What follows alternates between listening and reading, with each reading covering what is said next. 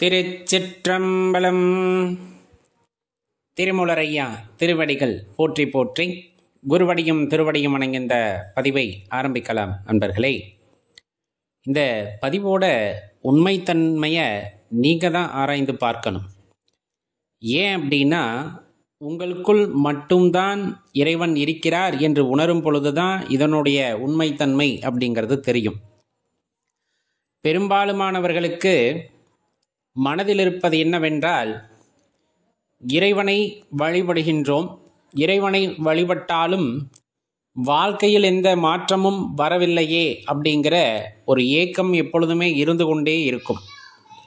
இப்போ சாதாரணமாக உழைப்பை மட்டுமே இறை நம்பிக்கை இல்லாமல் சென்றால் கூட வாழ்க்கை நன்றாகத்தான் இருக்கிறது. ஆனால் இறை நம்பிக்கை உள்ள ஒருவனுக்கு எந்த மாற்றமும் இல்லாமல் வாழ்க்கையானது ஒரு மாதிரி போகிக் கொண்டிருக்கிறதே, அப்போ இறைவனை நம்பினால் மாற்றம் வருமா வராதா அப்படிங்கிற அந்த கேள்வியானது மனதுக்குள்ளே இருந்து கொண்டே இருக்கும். ஒரு விஷயத்தை நம்ம இந்த இடத்துல தெளிவாக தெரிந்து கொள்ள வேண்டும். வாழ்க்கை வாழு அப்படின்னு சொல்லிட்டு இறைவன் நமக்கு கொடுத்திருக்கின்றார். அது பல காலகட்டமாக வாழ்ந்த ஞானியர்கள் தனக்குள் அமைதி வேண்டும், தன்னுள் இருக்கின்ற அமைதியை உணர்ந்து கொள்ள வேண்டும், அமைதி ஸ்வரூபமாக இருக்கின்ற அந்த பேராற்றலை தன்னுள் உணர்ந்து கொள்ள முடியுமா என்றெல்லாம் ஆராய்ந்து நம்முள் இருக்கின்ற அந்த ஒரு அற்புத சக்தியை எடுத்து கூறினார்கள். இப்படிப்பட்ட தன்மையுடைய ஒரு சக்தி உன்னுள்ளும் இருக்கிறது அப்படிங்கிறத எடுத்து கூறினார்கள். அதனை படிப்படியாக கடைபிடித்து, அவர்கள் கூறியதையெல்லாம் கடைபிடித்து நம்முள் இருக்கின்ற இறைவனை உணர்ந்து கொள்ள வேண்டும் என்ற வேட்கையில் அதற்கான முயற்சிகளை செய்பவர்களுக்கு, தொடர்ந்து அந்த வேட்கையிலே இருப்பவர்களுக்கு அந்த தரிசனமும் கிடைத்திருக்கிறது என்றுதான் கூறுகிறார்கள். நமக்கு கிடைக்கவில்லை என்றால், நம் வாழ்க்கை மாறவில்லை என்றால் எதனை நாம் குறிப்பிடுகின்றோம் அப்படின்னு ஒன்று இருக்கு. ஏன்னா இன்னைக்கு ஆன்மீகவாதி அப்படின்னு சொல்லக்கூடிய அந்த வார்த்தைக்கே பலரும் தனக்கு தெரிந்த வகையிலே பொருள்களை கூறிக்கொண்டிருக்கிறார்கள். அதாவது சமயங்களை பற்றி பேசுவது ஆன்மீகம் அப்படின்ட்டு சொல்பவர்கள் உண்டு. எல்லா சமயத்தை பற்றியும் பேசினால்தான் அவர் ஆன்மீகவாதி அப்படிங்கிற விதமான ஒரு புது கருத்தையும் எடுத்து வைக்கிறார்கள். இன்னும் சொல்லப்போனால் தெய்வ நம்பிக்கையிலே அவர் நினைவாக இருப்பது தான் ஆன்மீகம் அல்லது ஆன்மீகவாதி அப்படிங்கிற கருத்தை வைக்கிறார்கள். உண்மையா அப்படின்னு கேட்டால், அடிப்படை தெரியாதவர்கள் பேசுகின்ற வியாக்கியானங்கள் இது அப்படிங்கிறத தெளிவாக தெரிஞ்சுக்கணும். அதாவது வாழ்க்கை மாறுவதற்கும் ஆன்மீகத்திற்கும் என்ன சம்பந்தம் அப்படின்னு ஒரு விஷயம் இருக்கு இல்லையா? நம்ம வாழ்க்கை மாறணும்னா எப்படி மாறணும்னு நினைக்கிறோம். இன்னைக்கு நம்ம ஒரு 1,00,000 ரூபாய் சம்பளம் வாங்குறோன்னா என் வாழ்க்கை மாறுதுன்னு நான் எப்போ உணர்ந்துக்கிறேன் அப்படின்னா, ஒரு 5,00,000 ரூபாய் சம்பளமாக மாறும் பொழுது எனது வாழ்க்கையில் இறைவன் பெரிய மாற்றத்தை கொண்டு வந்து விட்டார் அப்படிங்கிறத நம்ம அப்படி கற்பனை செய்து கொள்கின்றோம். அதே வகையில் 1,00,000 ரூபாய் சம்பளம் வாங்கின ஒருவருக்கு திடீர்னு 20,000 குறையுது வருமானம் அப்படின்னா, இறைவன் நம்மை பழி வாங்கி விட்டார் அப்படிங்கிறோம். அதை மாற்றமாக ஏற்றுக்கொள்வதில்லை. அது ஒரு பக்கம் இருக்கட்டும். ஆனால் இந்த உண்மையில் மாற்றம் அப்படிங்கிறது என்ன?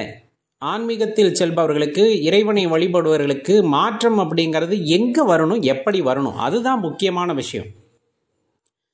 ஒரே ராத்திரியில் அல்லது ஒரே இரவில் வாழ்க்கை மாறிடுமா அப்படின்னா அது படங்களில் நடக்கும்.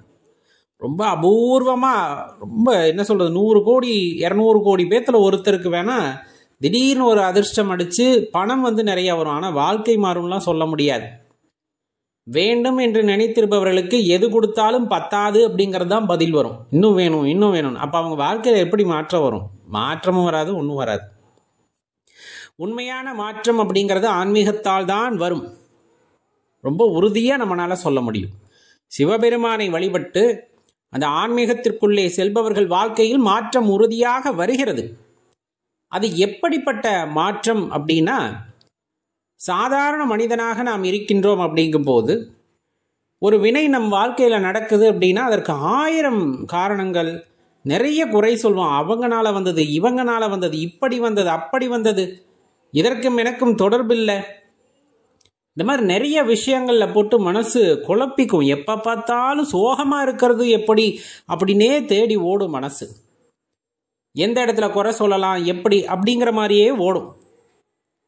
கடவுளை வழிபட ஆரம்பித்த பின் அடியேன் கூறுவது, சரணாகதி அடைந்து இறைவனை சரணடைந்து சிவபெருமானை சரணடைந்து வழிபட்ட பின்னர் நமது வாழ்க்கையில் நடக்கின்ற சம்பவங்களை நாம் பார்க்கின்ற விதம் அப்படிங்கிறது மாறும். எப்படி மாறுது? முன்னாடி ஒரு 100 ரூபாய் தொலைஞ்சு போச்சுன்னா, அடடா யாரோ எடுத்துட்டாங்க பிடிச்சிட்டாங்க அப்படி இப்படின்னு தோன்ற மனசு, இன்னைக்கு ஒரு 100 ரூபாய் தொலைஞ்சா சரி அந்த 100 ரூபாய் அப்படிங்கிறது யாருக்கும் இப்பொழுது தேவைப்படும் பொழுது போல, அதனால இப்போ அவங்க கைக்கு போயிருக்கு, இன்னொரு பொழுதுல அது நம்ம கைக்கு வரும் அப்படி அடியேன்னு சொல்வது மிகச்சிறிய உதாரணம் தான். இப்படி கூட இல்லை, ஒவ்வொருத்தர் மனசு பக்குவப்பட்டு அதை அணுகும். நிறைய சகுனங்கள் பார்ப்பவர்கள் எல்லாம் உண்டு இல்லையா? ஏதேனும் ஒரு அபசகுனம் நிகழ்கிறது அப்படின்னா அப்படியே அந்த வாழ்க்கை ஒரு இருள் அடைந்தது போல சில பேர்த்துக்கு ஆகிவிடும். சில பேர் ஏதோ பெருசா வர இருந்ததுப்பா, இறைவன் அதை தடுத்து விடுறதுக்காக எனக்கு இதை நடத்திட்டார், இதுக்கு இறைவனுக்கு நன்றி தான் சொல்லணும் அப்படிம்பாங்க.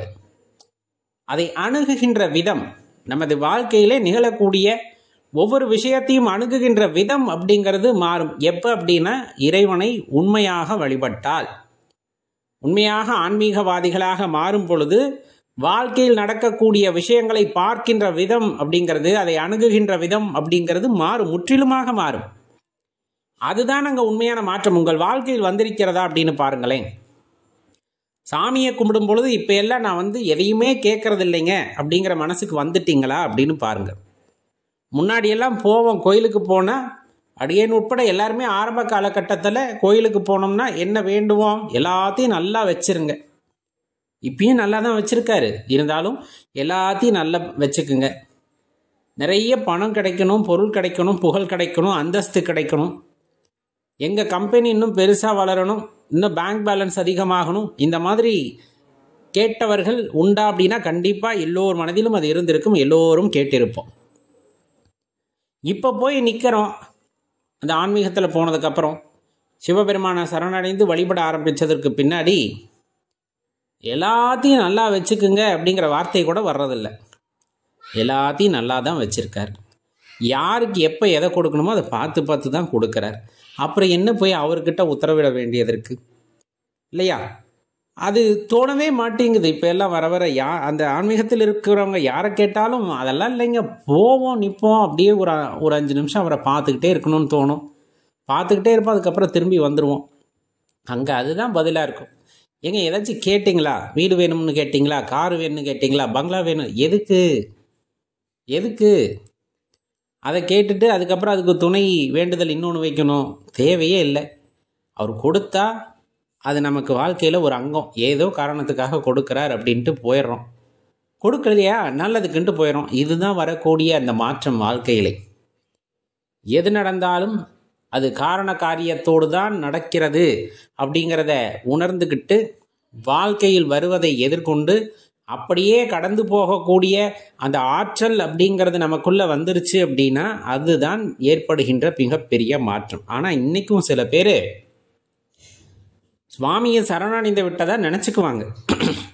எது நடந்தாலும் சிவபெருமானே அப்படிங்கிற அந்த ஒரு மனநிலையும் அவர்களிடம் இருக்கும். ஆனால் கூடவே என்ன பார்ப்பாங்க, அந்த ஜாதக கட்டம் 12 கட்டத்தை வச்சு இந்த 12 கட்டத்தில் இங்கெங்கே இந்த கிரகம் இருக்கும்போது இப்படியெல்லாம் நகலும், இப்படியெல்லாம் நடக்கும், அதனால தான் நடக்குது அப்படிங்கிற இன்னொரு கோணத்துக்கும் போவாங்க. அப்போ நம்ம வைத்திருக்கின்ற நம்பிக்கை அப்படிங்கிறது எல்லையற்ற பரம்பொருள் மீதா அல்லது அந்த கிரகங்கள் மீதா அப்படின்னு கேட்டால் அவர்களுக்கே ஒரு குழப்பமான சூழ்நிலை தான் ஏற்படும்.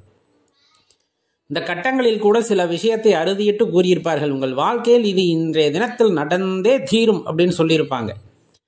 நம்ம மனசு ஒன்று அதை எதிர்பார்த்து காத்திருக்கும், இன்னொன்று அடடா நடந்துவிடக்கூடாது அப்படிங்கிற ஒரு பதட்டத்திலையும் இருக்கும். அவங்க சொன்னது ஒன்றுமே நடக்காமல் சில நேரங்களில் போயிடும். ஜோதிடம் அப்படிங்கிறது பெரிய சாஸ்திரம் தான், இல்லைன்னு சொல்லலை, அது நடக்கும் இல்லைன்னுலாம் சொல்லலை.